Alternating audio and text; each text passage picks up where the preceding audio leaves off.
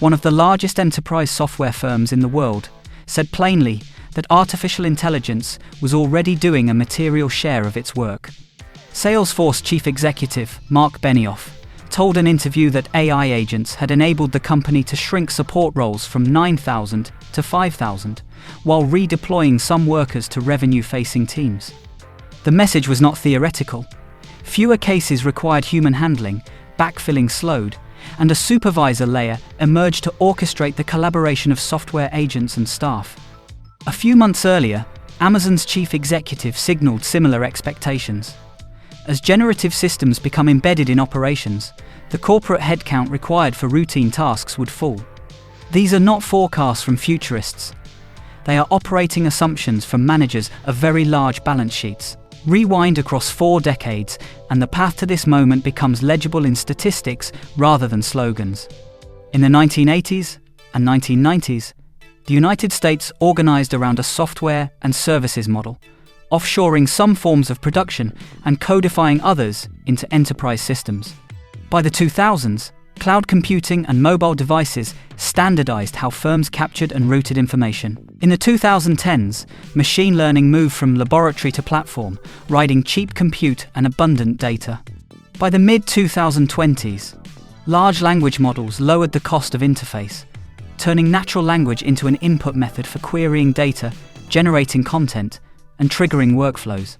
Global employers, surveyed by the World Economic Forum, now frame the period from 2025 to 2030 as a skills transition window shaped by automation, demographics, and the green transformation, with hiring plans and task design changing accordingly. The labor market's aggregate signals reflect both continuity and stress. Prime-age participation has remained historically high, yet overall participation is still below pre-2008 levels as demographics and caregiving patterns shift. In August 2025, the Bureau of Labor Statistics recorded a labor force participation rate of roughly 62% for those aged 16 and over, with the 25 to 54 cohort near 78%. Real average hourly earnings over the prior year rose modestly, which indicates that productivity and price dynamics remain intertwined rather than broken. These numbers matter because they show a market adapting rather than collapsing as tasks are redistributed. The causal stack behind the present shift is specific. First, automation economics improved because inference costs fell and orchestration tools matured. McKinsey estimates that the combination of generative systems with existing automation could add between 0.5 and 3 2/10 percentage points to annual productivity growth if adoption barriers are overcome, a range large enough to alter living standards over a decade. Second, the interface changed. Generative models turned instructions into software, collapsing the distance between intent and execution for a large class of tasks in marketing, customer support, sales operations, and software help desk workflows. Third, capital allocation followed. Hyperscale cloud providers and chip designers, Amazon Web Services, Microsoft Azure, Google Cloud, and NVIDIA deployed record infrastructure, while enterprises bought tools that convert tickets and documents into structured work queues. None of this reduces the need for judgment. It reduces the time from request to draft, from draft to decision, and from decision to deployment. Policy and education shaped the trajectory. Over the last decade, the United States expanded its science and engineering education capacity, but unevenly. Bachelor's degree awards grew overall, yet computer and information sciences showed one of the strongest gains, even as total degree earners dipped in some years. The National Student Clearinghouse recorded an increase in computer and information sciences bachelor's degree earners, even as overall bachelor's counts fell, while federal indicators document longer-run growth in science and engineering training and a rising role for private R&D funding. The pipeline is deepening, but the skills map is broadening faster. Employers now look for a mix of basic AI fluency, domain knowledge, and project execution, rather than a narrow credential alone. Employer demand is visible in job postings. Indeed's Hiring Lab reports that more than 1/4 of United States job postings in the past year could be highly transformed by generative systems, and that explicit references to artificial intelligence are now common, even if some postings remain imprecise about practical use. LinkedIn's economic analyses, likewise, document a sharp rise in listings that ask for AI literacy, indicating that firms are moving from experimentation to policy. The language is still settling, but the direction is unambiguous.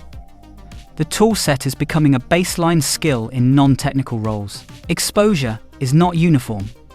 Brookings research has long shown that the mix of tasks inside occupations determines risk more than the job title itself, with certain clerical, routine, or rules-based components highly susceptible to software substitution. New OECD work adds an important correction. Economies with higher automation risk did not, in the observed period, suffer lower employment growth overall. Automation eliminates tasks, not necessarily employment, and may reallocate labor toward complementary functions management, customer engagement, and systems oversight if training and matching are timely. The policy implication is clear. The binding constraint is transition speed, not abstract job counts. Inside firms, the task boundary is shifting from assistance to delegation. Early deployments focused on drafting emails, summarizing calls, and suggesting code. The next wave embeds agents into workflow engines, with permissions to read knowledge bases, update records, file tickets, and escalate exceptions. Salesforce's description is instructive. Agent supervisors coordinate machine and human work, while throughput gains reduce the need to backfill entry-level support engineering roles. Amazon's guidance to staff is similarly direct. Expect fewer people on routine corporate tasks as AI is applied extensively. For managers, this changes staffing models, internal mobility, and training budgets. For workers, it changes the first 3 years of a career. The wage effects will follow the task map. In the near term, productivity improvements appear in measured output per hour and in quality consistency rather than in headline pay. Bureau of Labor Statistics data show multi-year gains in total factor productivity across the private non-farm sector in 2023 and 2024. Even as firms continued to adjust post-pandemic composition effects, if agentic software is ultimately treated like capital, then the wage share of value added depends on bargaining power, complementary skill scarcity, and competition. Historical episodes suggest that when technology compresses routine tasks, returns accrue to those who can design systems, manage exceptions, or own customer relationships. The distributional consequences are already visible. Routine white-collar roles in support, customer operations, and basic content generation face the steepest redesign.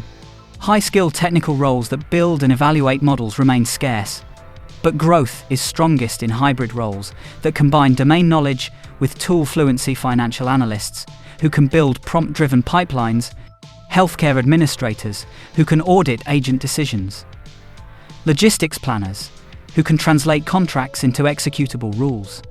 Geographic concentration persists in established hubs with deep employer networks and data center footprints, but diffusion is occurring through remote orchestration work and vendor ecosystems. Cities with strong cloud and semiconductor clusters will continue to attract scarce specialists, while service sectors across the country absorb the tools as interface layers rather than standalone professions. Education is following the work.